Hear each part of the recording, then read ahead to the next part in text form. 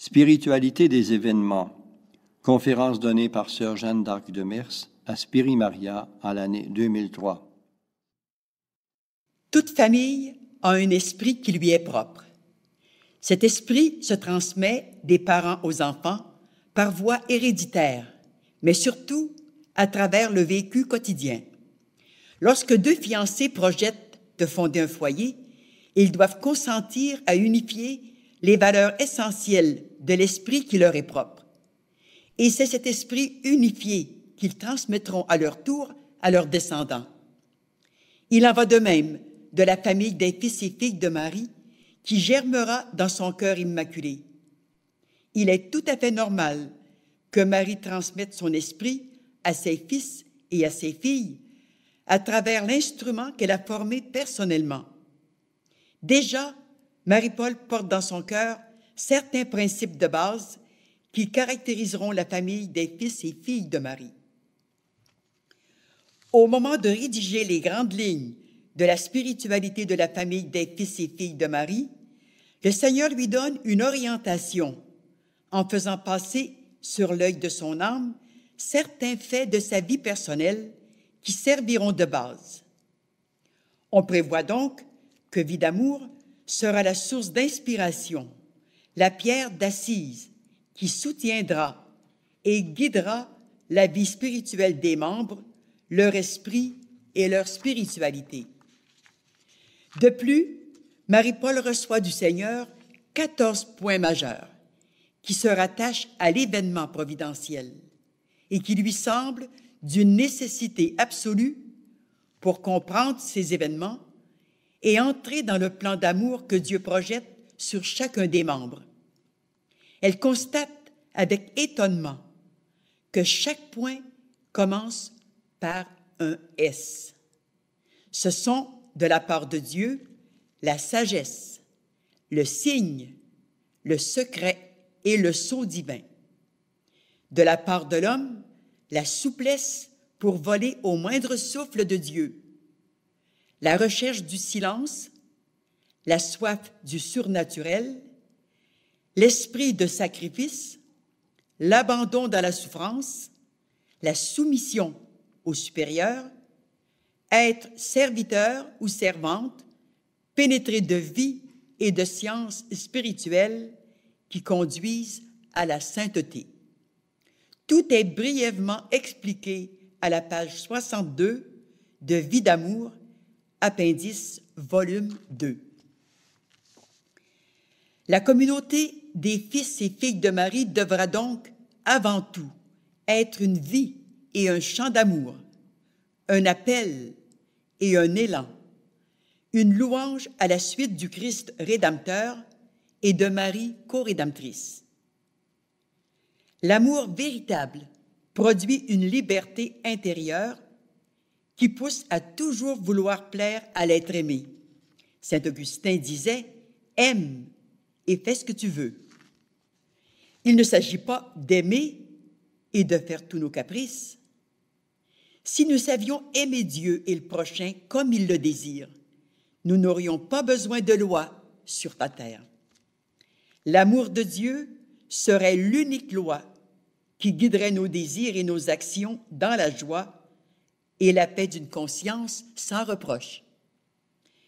Si je vais à la messe et fréquente les sacrements, si je pratique fidèlement toutes les prescriptions de l'Église dans l'unique but de satisfaire aux préceptes, c'est une pratique louable, mais incomplète.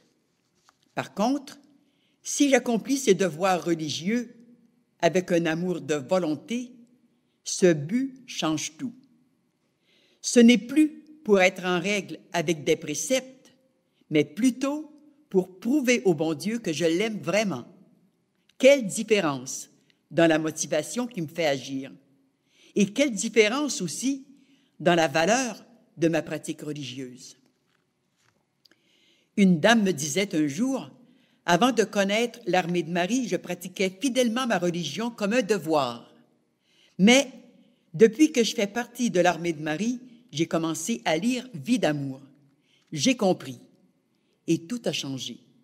Depuis, J'accomplis mes devoirs religieux avec amour et pour des motivations surnaturelles. Ainsi en est-il des événements de notre vie. Ils prennent la couleur et la valeur de nos dispositions. Le père Victor Rizzi avait parlé dans le même sens lors d'une conférence au Centre de l'Immaculée. Il dit « Toute fidélité à Dieu se fonde sur une profonde intimité avec lui. S'il en était autrement, lorsque Dieu interviendra d'une manière déroutante, d'une manière qui ne correspond pas à nos désirs et bouleverse nos espoirs, ce qui est sa conduite habituelle, on ne comprendra plus rien à son action et on risquera d'échouer.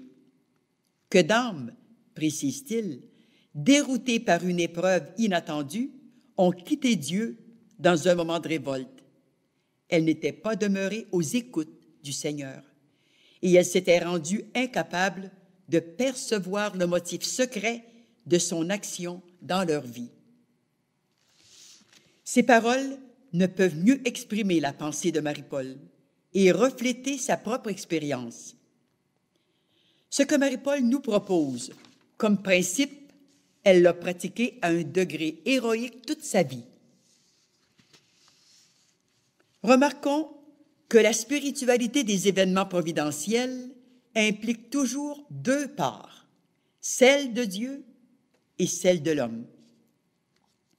S'il n'est pas toujours facile de découvrir la part de Dieu dans un événement qui nous brise ou qui nous vient par l'intermédiaire des hommes, il y a sûrement un secret divin que nous finissons par découvrir avec le temps, lorsque l'âme est apaisée, pacifiée.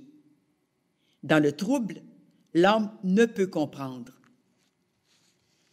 Dans les ténèbres, afin de transfigurer l'événement et lui faire porter tous les fruits que Dieu en attend, le devoir de l'âme est d'attendre que se dévoile le divin secret qui manifeste toujours la sagesse infinie de Dieu et de l'accueillir dans la foi pure.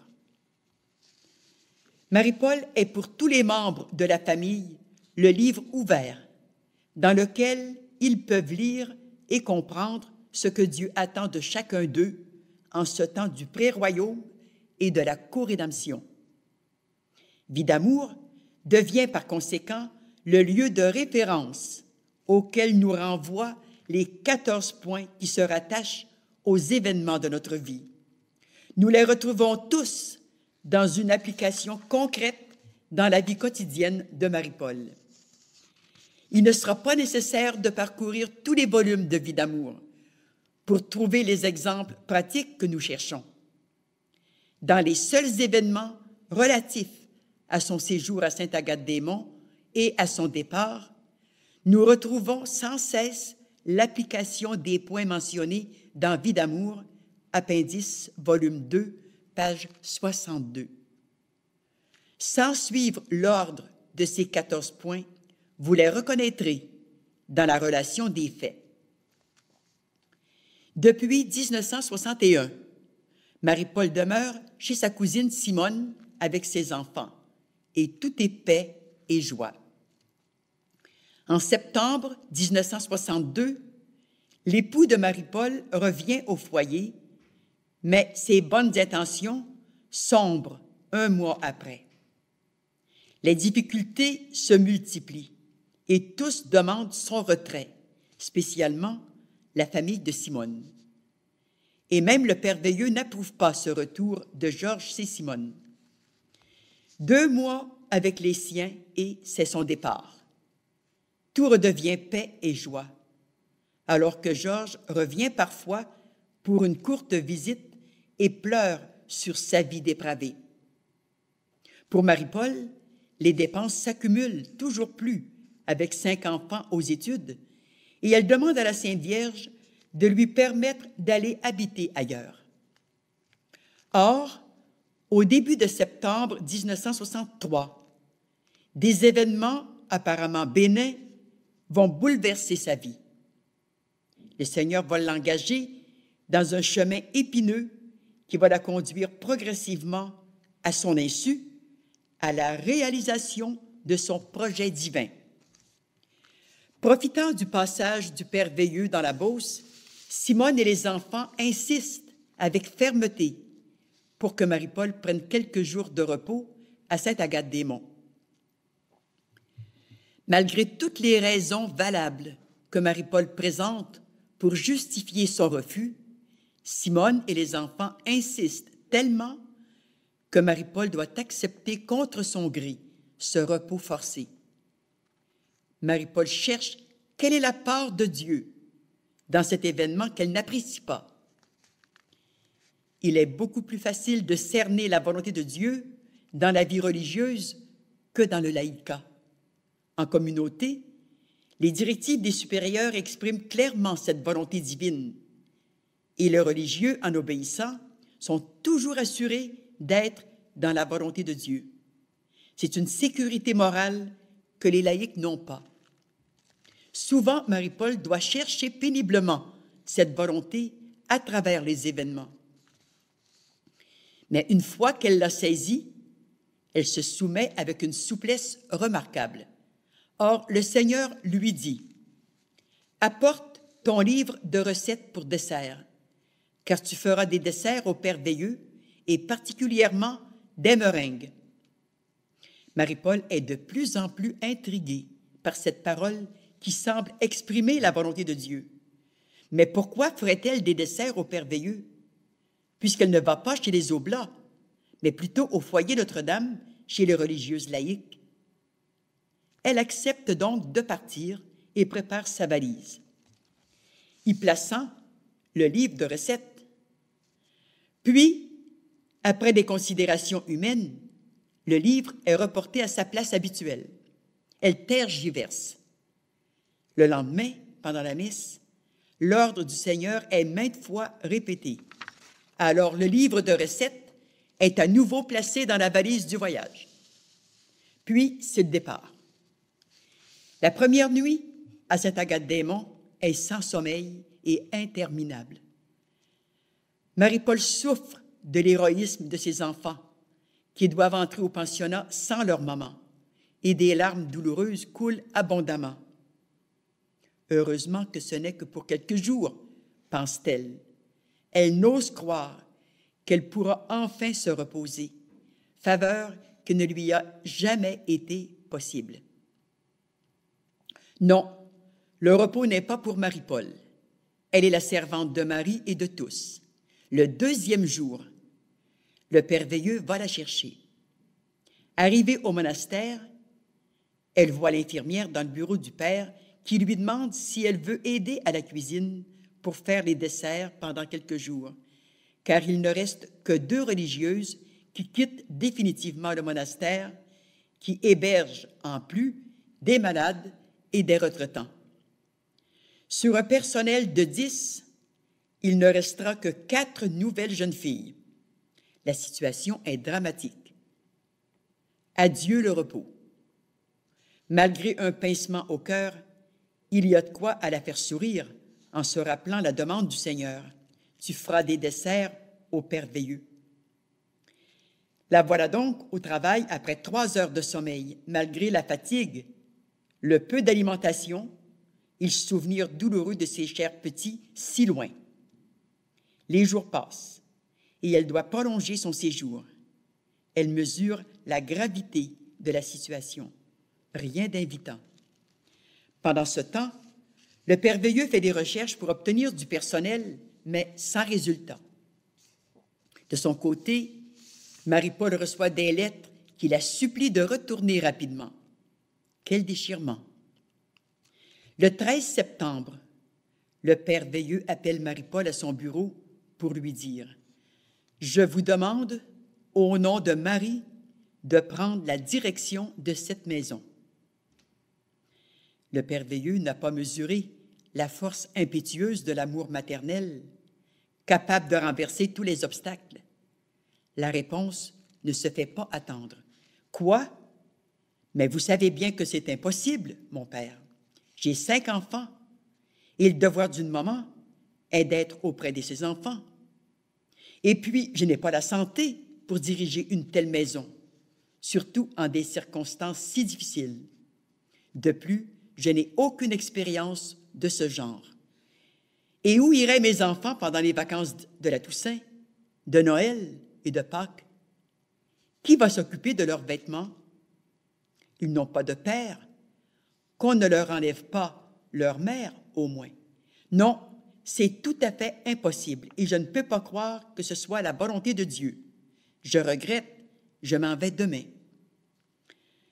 Aucune motivation humaine ne pourra vaincre cette volonté bien déterminée. Marie-Paul quitte le bureau du Père, bien résolue de partir le lendemain. Mais si c'était la volonté de Dieu, quel serait son signe? C'est important de reconnaître les signes de Dieu dans les événements qui parfois nous bousculent. Le soir, à 20h, un frère vient lui demander de préparer le souper pour le père Roger Massicotte qui vient d'arriver. Marie-Paul reste bouche bée en le voyant, car il est le parfait sosie de son père. De plus, ce nom ne lui est pas inconnu. Il réveille certains souvenirs. En effet, le père Massicotte connaît plusieurs membres de la famille de Marie-Paul. Il lui demande ce que signifie sa présence au monastère. Marie-Paul lui raconte alors la grande difficulté de trouver du personnel pour cet établissement, sa situation familiale et son départ projeté pour le lendemain. « Venez avec moi au parloir, dit-il, j'ai à vous parler. » Pendant 3 heures, Marie-Paul répond à ses multiples questions, après quoi le père conclut. « Votre devoir est de rester ici et de prendre la direction de la maison. Ce sont là des événements que Dieu a placés sur votre route et vous devez les suivre. Vous devez prendre une décision irrévocable et c'est oui. Dieu fera le reste, je vous le promets. La Sainte Vierge va vous amener vos enfants ici, avec vous. » Marie-Paul fait comprendre au père les difficultés qu'une telle décision pourrait comporter. La question des études de ses enfants dans ce milieu. Comment déplacer 5 enfants sur une distance de 300 000 ou 415 km sans argent et sans aucune possibilité? Elle lui souligne que ces perspectives sont impossibles. Mais le père ne désarme pas. « Je vous promets que votre mari viendra se relever ici un jour. Croyez-moi, marchez selon la foi, sans comprendre. » La volonté de Dieu semble clairement exprimée par la bouche de ce père. Dieu exigerait-il ce suprême sacrifice pour la conversion de son mari? Marie-Paul, habituée à voler au moindre souffle divin, une fois rassurée que telle est bien la volonté de Dieu, accepte avec souplesse cette volonté divine, même si elle lui impose un cruel déchirement. Mais le secret de Dieu dans cet événement demeurera caché aussi longtemps que des événements futurs ne viendront pas le révéler. Pour l'instant, c'est la foi pure qui est exigée et l'abandon dans la souffrance et le sacrifice. Le 21 septembre, le père Veilleux, l'infirmière et Marie-Paul se dirigent vers Québec et Saint-Damien afin de permettre à celle-ci de voir ses enfants un peu déconcertés par sa décision. Par la même occasion, ils se rendent chez Simone qui souffre visiblement. Quant à maman Laura, habituée aux exigences divines, elle accepte la situation. Mais c'est dans les larmes qu'elle fait ses adieux à sa fille. Le désarroi des siens se répercute dans le cœur de Marie-Paul. Mais la volonté de Dieu doit supplanter les élans contraires, les hésitations et les regrets. Marie-Paul doit marcher dans le noir. Tout est terriblement noir. Mais la Sainte Vierge survient au bon moment pour ranimer l'espérance et la joie de sa fidèle servante. Au moment où le trio quitte la quai de chemin pour Sainte-Agathe-des-Monts, Marie-Paul, avec l'œil de l'âme, voit dans la voiture la Vierge Marie placée d'une façon bien étrange. Voici comment elle raconte ce fait. « Tout le long du trajet, je vois la longue robe blanche de Marie debout sur le siège en avant. Le toit de la voiture ne dérange en rien la vision que j'en ai. Ce sont les lignes contours et la robe blanche que je vois, et je sais de façon certaine que c'est Maman Marie. Il en sera ainsi jusqu'au monastère. Comment douter de la volonté de Dieu dans cette exigence d'une direction laïque chez les Oblats? Ainsi, la foi aveugle et l'hésitation font place à la certitude et à la joie. Le travail commence dans un contexte délicat et très difficile. Marie-Paul va expérimenter dans ce milieu particulier toutes les nuances et tous les aspects de la vie commune, car la réforme intérieure, ignorée de plusieurs, n'a pas préparé tout le personnel à vivre harmonieusement en groupe. Ce qu'elle en dit dans Vie d'amour doit devenir un sujet de réflexion pour chacun de nous, car tous nous vivons en compagnie de quelqu'un, que ce soit dans nos familles ou dans nos milieux de travail. À titre d'exemple, elle cite un fait particulier. La supérieure qui dirige l'équipe des employés et qui doit quitter définitivement ce poste avec sa compagne religieuse est bien gentille avec Marie-Paul. Mais lorsque celle-ci lui apprend qu'elle accepte la direction à la demande du Père Veilleux, elle change de visage, bafouille et lui tourne les talons. Dès le lendemain, Marie-Paul remarque une influence indue qui s'exerce auprès des jeunes employés. La situation devient si délicate que le Père Veilleux juge bon d'avancer de 15 jours le départ de la supérieure. Pour compliquer la situation, voici que les 4 jeunes filles en service depuis l'été donnent leur démission ensemble.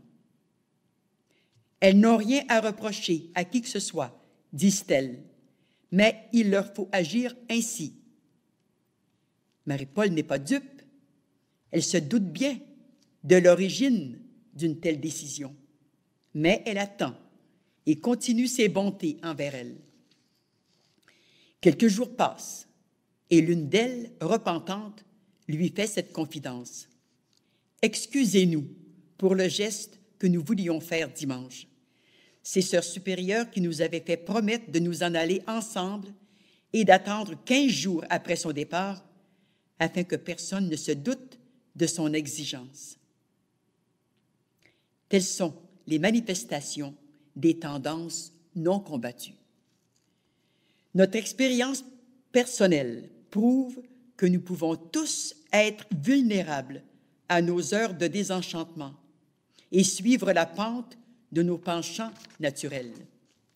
Mais grâce à une attention soutenue à la réforme intérieure qui nous a été demandée dès notre entrée dans l'œuvre, nous pouvons adoucir les angles de nos différents caractères et tempéraments et favoriser ainsi l'harmonie autour de nous en suivant les lignes directrices de l'Évangile, admirablement illustrées dans Vie d'amour. Les petits monstres d'orgueil, de jalousie et de duplicité qui n'auraient pas été abattus par une vie d'amour et de dépassement quotidien peuvent facilement surgir au moment d'une contradiction et causer de sérieux dommages à notre âme et à notre entourage. Il est si facile de déraper hors du sentier évangélique. Quels moyens nous offrent les constitutions de la famille pour éviter ce dérapage et nous maintenir dans l'esprit du royaume? Grâce à la compréhension des événements providentiels et à l'application des principes qui les transfigurent, l'âme, dépassant toute considération humaine, les accueillera avec souplesse et pleine adhésion à la volonté de Dieu. Ces points essentiels que nous allons rappeler impliquent la part de Dieu et celle de l'âme. S'ils sont appliqués dans les divers événements de notre vie, ils maintiennent l'âme dans une atmosphère surnaturelle qui favorise la pratique de toutes les vertus. Dans le court exposé qui va suivre, vont défiler les 14 points qui constituent la spiritualité des événements. Voyons d'abord la part de l'âme. Lorsque se présente un événement quelconque, l'ouverture au surnaturel est indispensable pour y reconnaître le souffle de Dieu. C'est dans le silence du cœur et l'union à Dieu que l'âme peut réfléchir, élever ses sentiments et disposer sa volonté à se dépasser et à accepter avec souplesse l'événement providentiel qui se présente dans un contexte particulier. Ainsi, les fils et filles de Marie, conscients de leurs engagements, agissent en toute disponibilité comme serviteurs ou servantes dans une entière soumission au supérieur, ce qui suppose un habituel esprit de sacrifice et l'abandon dans la souffrance. Les événements de notre vie, vécus dans ces dispositions surnaturelles, procurent à l'âme une vie et une science spirituelle capable de la conduire rapidement à une haute sainteté. L'âme qui sait élever son regard vers le ciel reconnaît vite la part de Dieu dans tel ou tel événement qui pourrait la briser ou lui exiger un grand renoncement.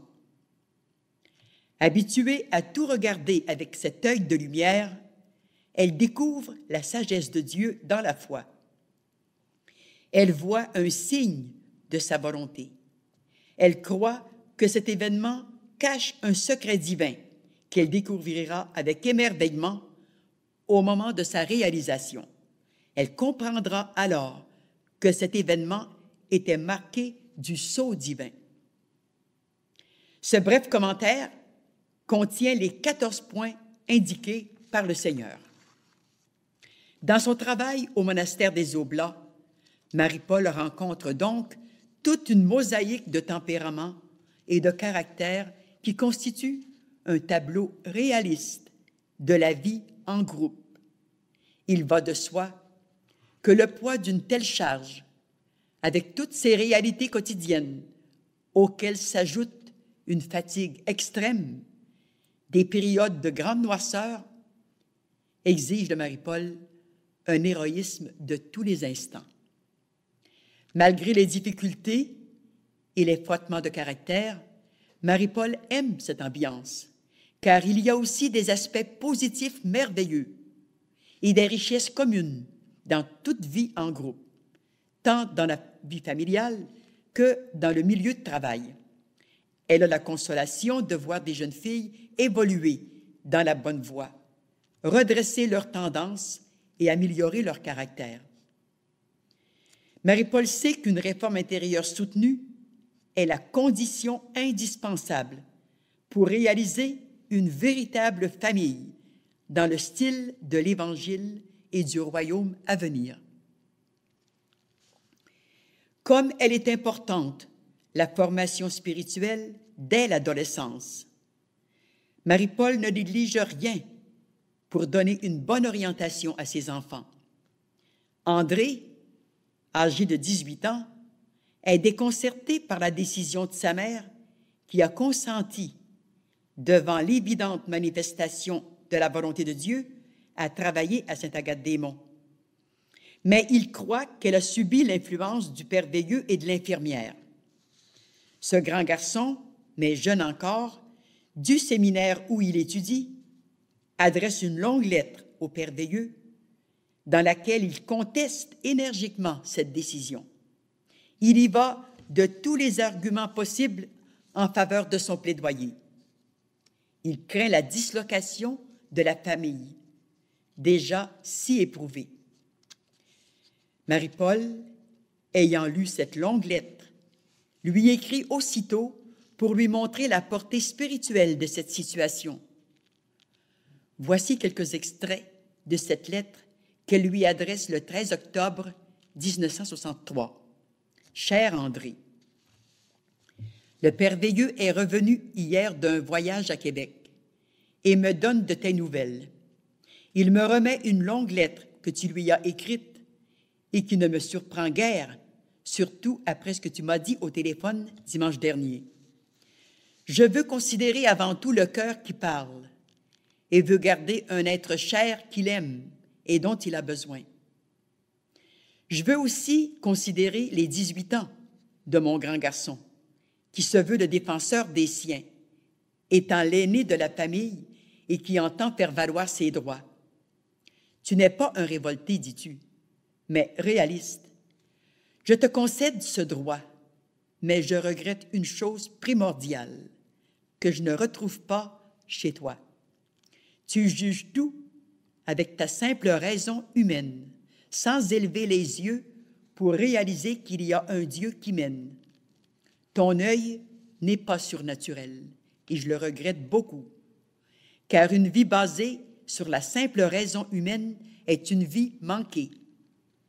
Cette épreuve qui te terrasse va te mûrir dans la voie de la vérité et de l'abandon si tu sais t'incliner devant Dieu et Marie et prononcer ton fiat.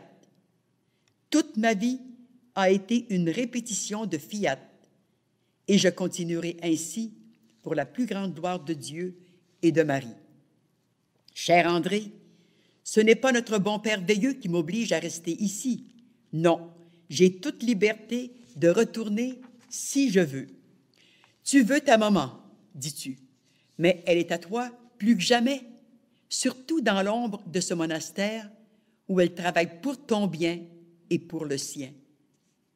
Tu désires, mon grand, garder ton foyer chez Simone, et je te comprends. Mais n'as-tu pas pensé que ton père ne tardera pas à se relever?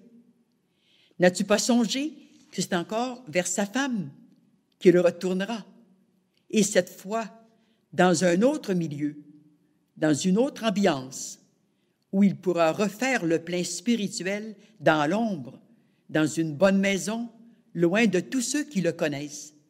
S'il venait ici, ce serait l'idéal pour lui. Depuis 1 an, je sais que ton père doit se relever dans le monastère des Oblats avec le Père Veilleux. Ce que j'ignorais, c'est que j'y serais, moi aussi. Mais je comprends que pour qu'il y vienne, il faut qu'un autre attrait pour lui y soit déjà rendu. Sache bien que si je n'avais pas accepté de rester ici, j'aurais tout manqué en ce qui concerne ton père.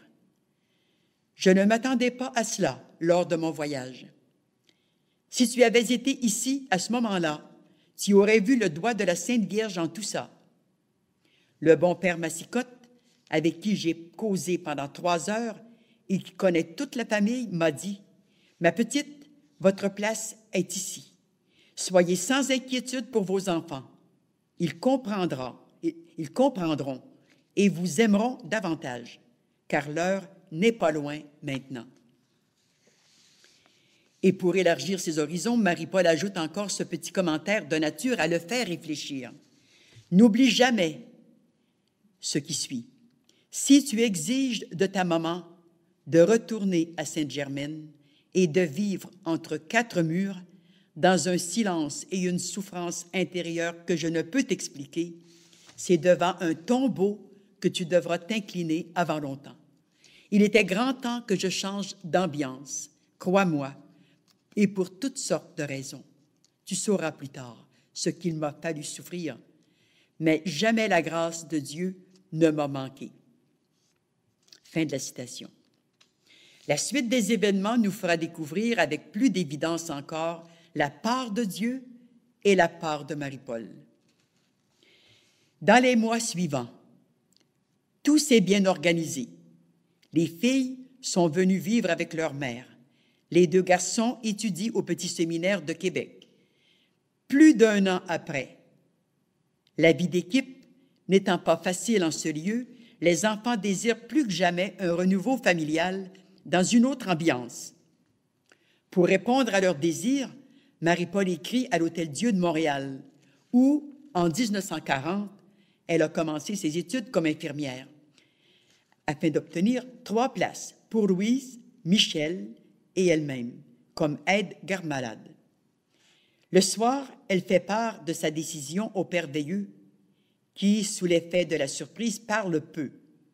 Mais il lui téléphone ensuite pour lui dire « Soyez prudente, songez-y sérieusement.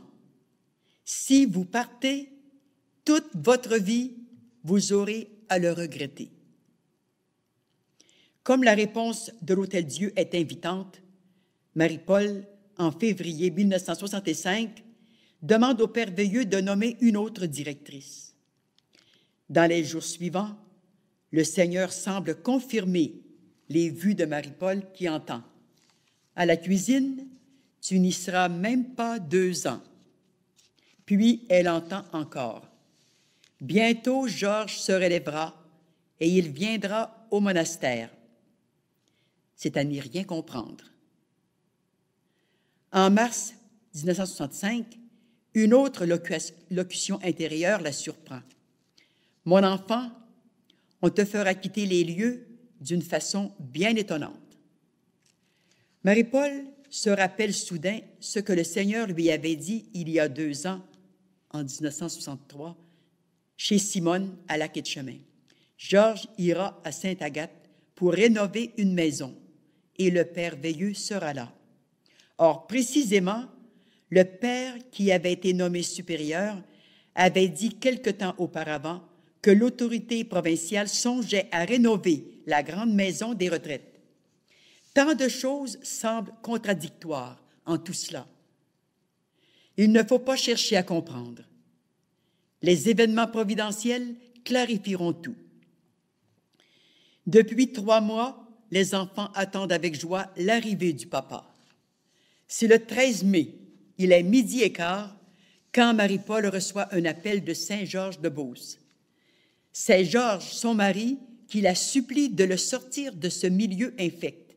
« Viens me chercher, dit-il, je n'en peux plus. Je veux me relever.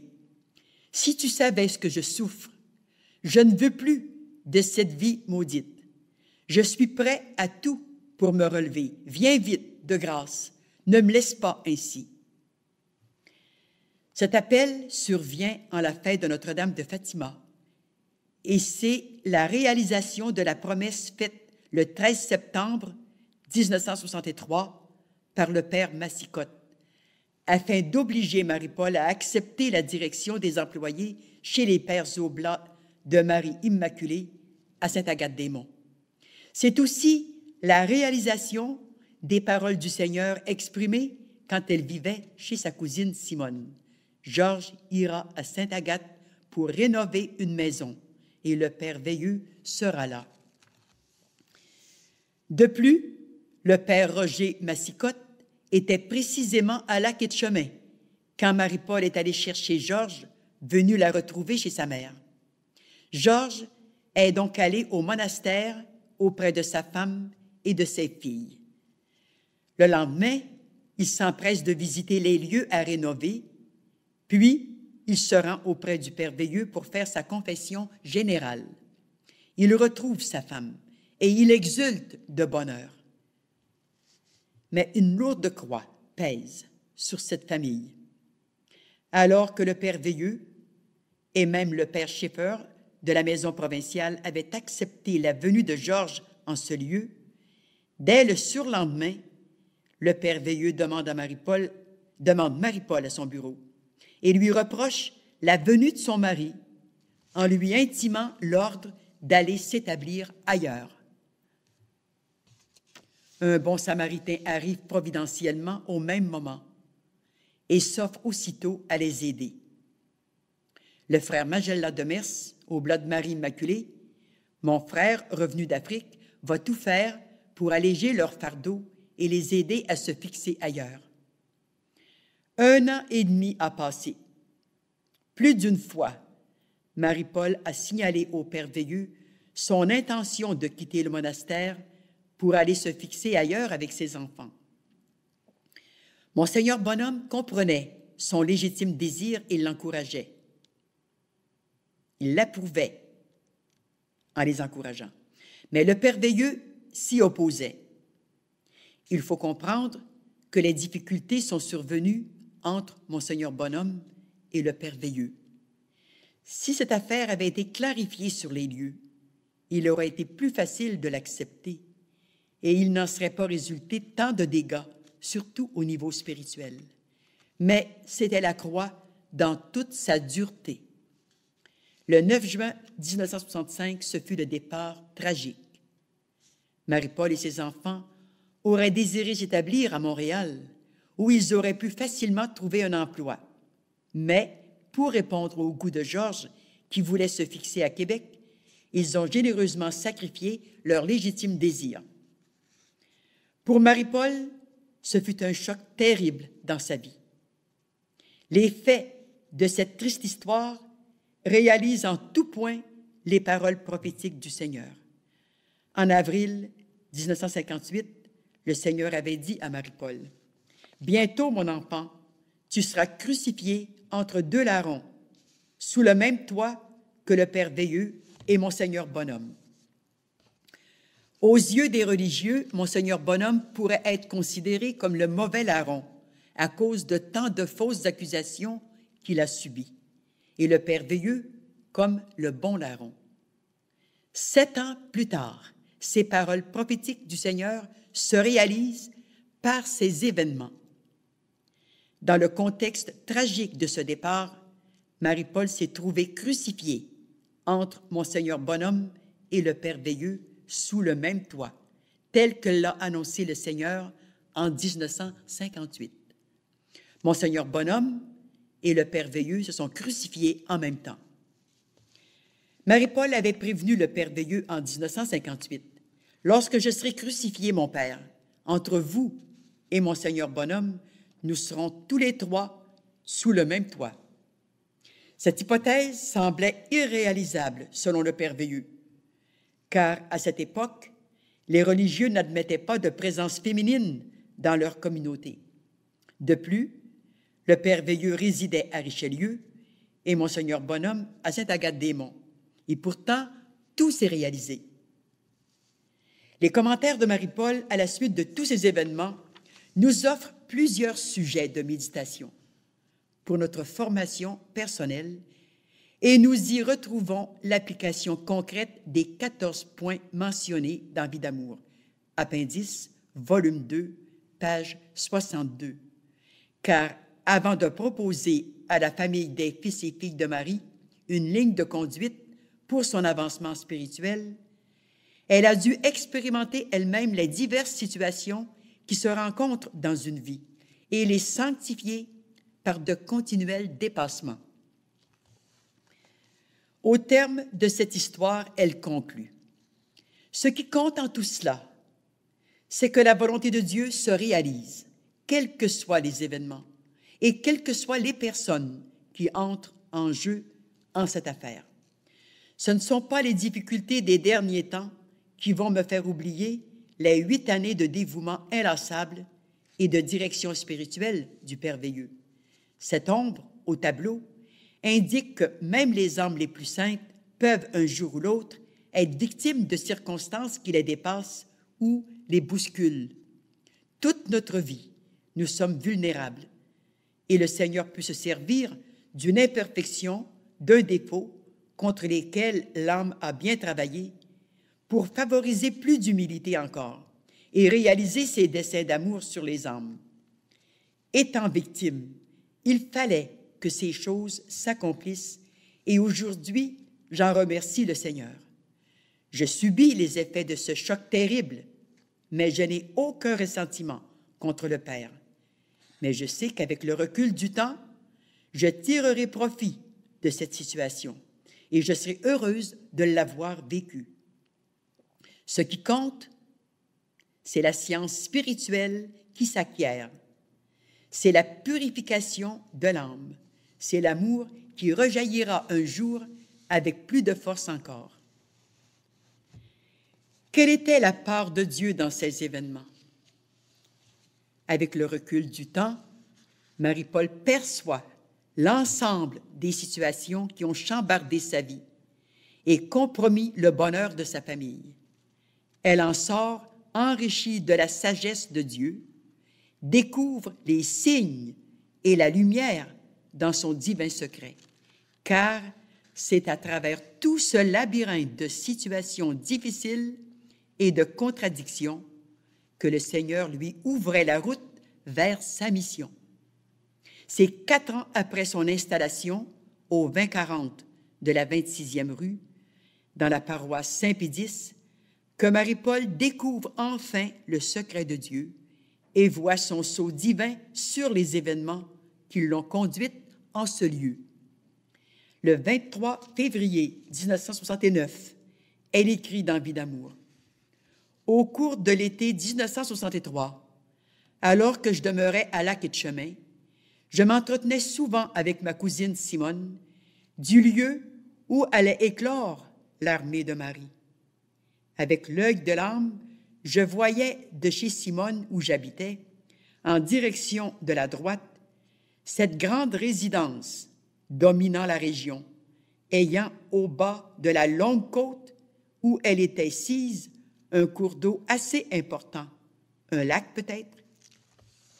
D'après mes indications, Simone me disait « Ce sera chez ton frère Claude, de l'autre côté du lac. » « Non, lui dis-je, c'est la même route pour s'y rendre, mais le terrain de mon frère n'est pas suffisamment élevé et la résidence sera beaucoup plus grande. Les choses en restent là. Il faut attendre les événements. » Or, au cours de ces 4 années, une petite équipe mariale s'est formée à Québec et développée progressivement. Les rencontres spirituelles favorisaient une formation de base des plus appréciables. Le 27 janvier 1969, pendant la messe, Marie-Paul voit tout à coup 4 religieuses et 3 laïcs groupés autour d'une longue table dans une pièce rectangulaire.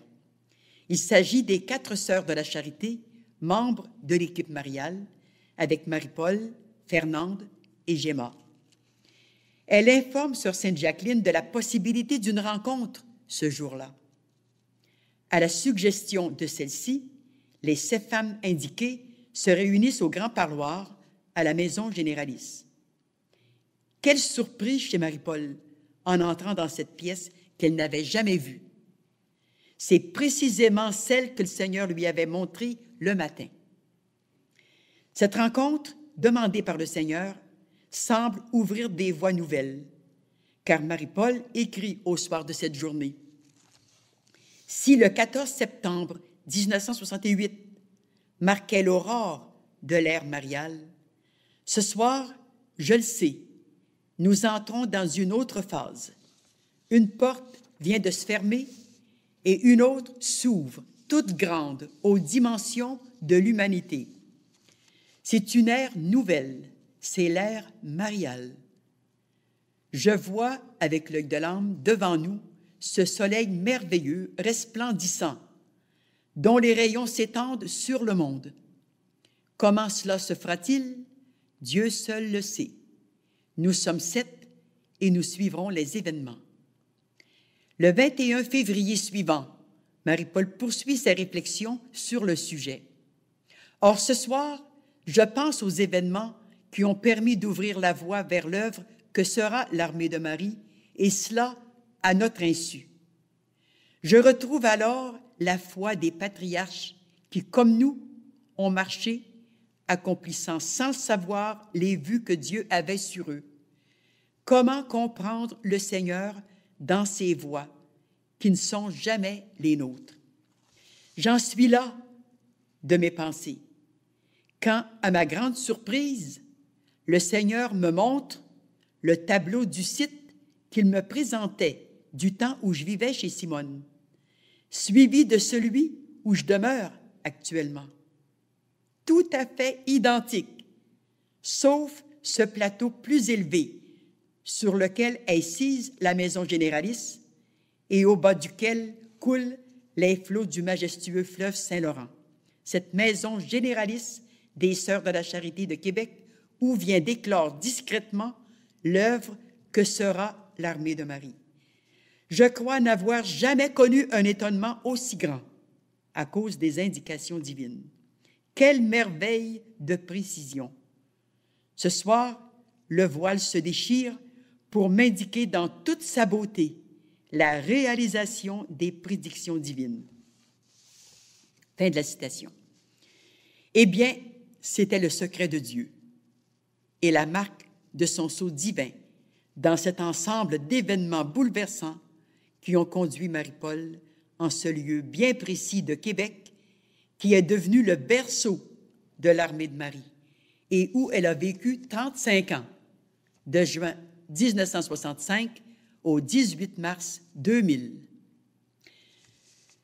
C'est en marchant résolument sur les traces de notre maman et en appliquant les principes surnaturels qu'elle nous propose, tant dans les situations complexes et pénibles que dans les divers événements de notre vie, que nous favoriserons la pleine réussite de notre vie spirituelle et l'épanouissement d'une véritable vie d'amour.